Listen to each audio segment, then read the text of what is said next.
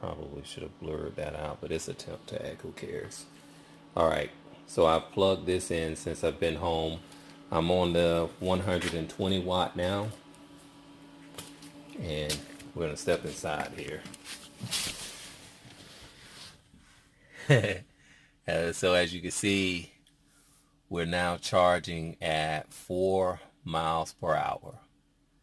And it tells me it's going to charge for 2 hours and 15 minutes, I guess, to get back to the 291 or 292 of range that I had. Now, here's the other thing that's interesting. In-town travel, when it gets the opportunity, I'll point to it right here. When it gets the opportunity of the regenerative braking and I'm not driving on a wide open road, notice that this number is now down to 194 watt hours, where I believe I was up to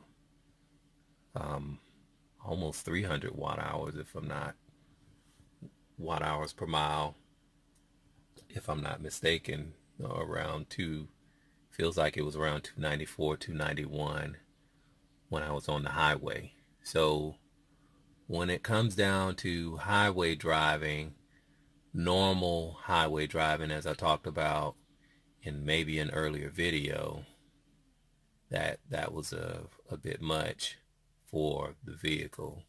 So you have to be a little bit more conservative if you plan on getting some type of decent range. All right, so let's talk about a few things here while we're charging up. And obviously I'm not going to sit out here for 2 hours and let it take its time to charge. As you can see, it's in a regular wall outlet. Yeah, I know the irony. There's a gas can sitting there. But in fairness, I have gas mowers, well, a gas zero turn, and well, I've never had to use it for that. I also have Space Ghost there. That's Space Ghost Phantom Cruiser. I just call it Space Ghost. That's an '01 Suburban. Love it.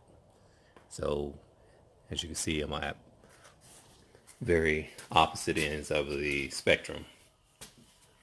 So, now we can get back in and let's talk about a few things.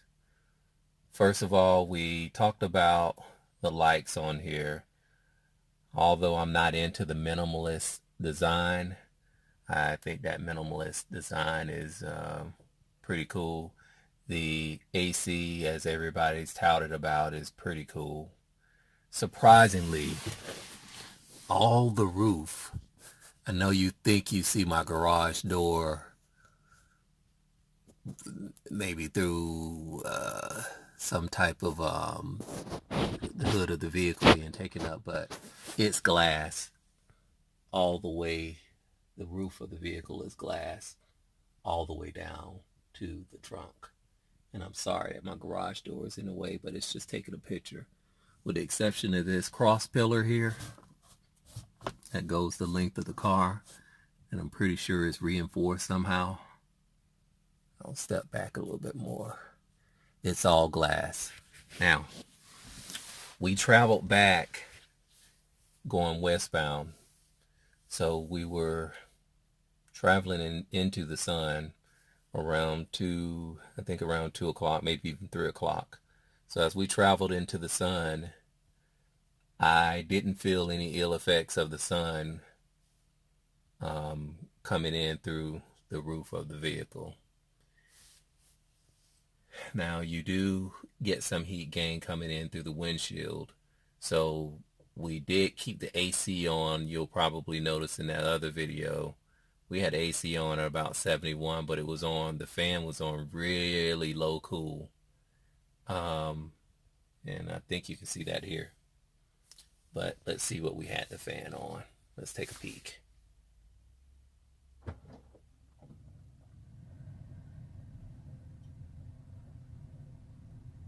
Okay, so let's go ahead and turn that off.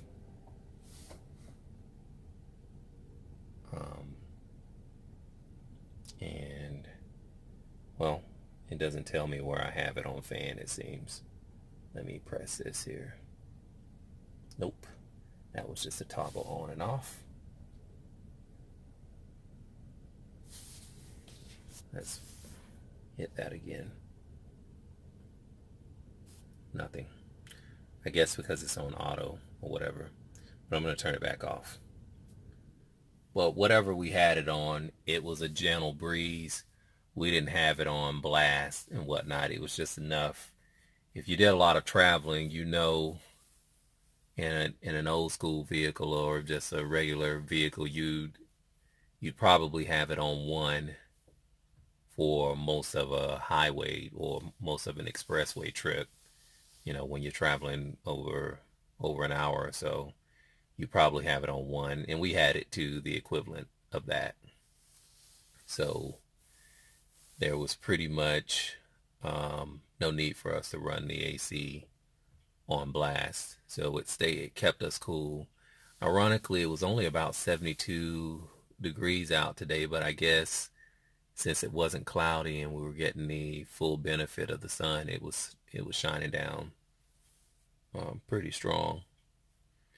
It'll be interesting to see what it looks like or what it feels like in the winter. Not the winter, I'm sorry. It'll be interesting to see what it feels like in the summer.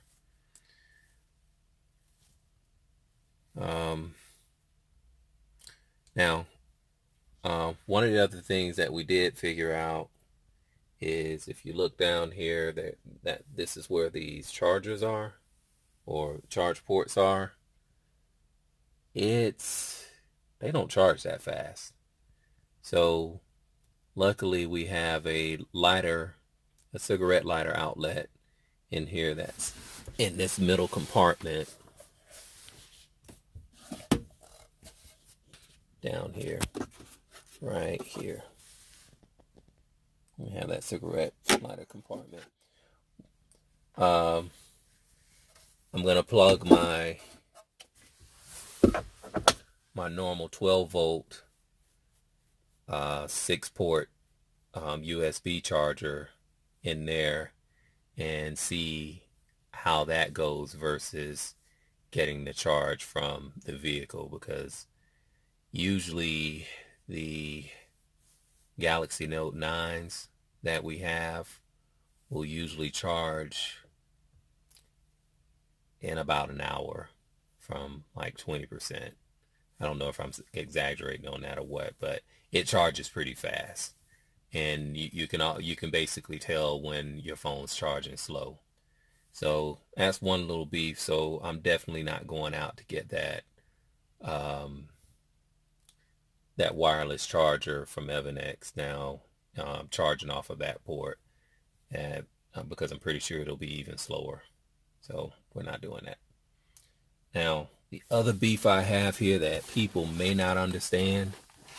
Now, I stand only about 6 feet. I'm gonna try to cut to make us get some light here. So I'll have to end this part of the video.